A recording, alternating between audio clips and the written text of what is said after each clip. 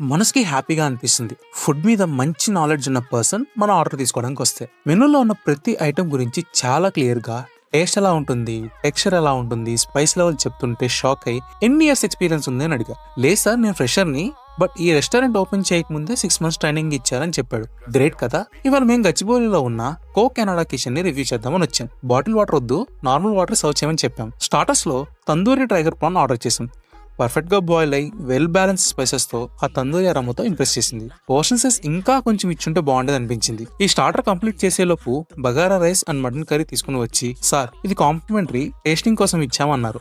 ఏదో తేడా కొడుతుంది సీనా అని మాకే ఎందుకు ఈ బంపర్ ఆఫర్ అని అడిగితే, లేదు సార్, ప్రతి టేబుల్ కి సర్వ్ చేసాం, డైలీ ఏదో ఒక డిష్ ని కస్టమర్స్ కి ఇచ్చి ఫీడ్బ్యాక్ తీసుకుంటామని చెప్పారు. ఇక చాలా ఆశగా ఆర్డర్ చేసిన సొరపెట్టుపు పులావ్ డిసప్పాయింట్ చేసింది. టేస్ట్ బాలేదని కాదు, మీట్ టు రైస్ రేషియోని సరిగ్గా బ్యాలెన్స్ చేయలేకపోయారు.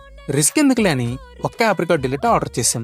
ఇదేంటి రెస్లెచెస్ లా ఉంది అని డౌట్ఫుల్ గానే టేస్ట్ చేశా, బట్ చాలా బాగుందని ఇంకోటేసా. ఆంబియన్స్ అయితే భలే అనిపించింది.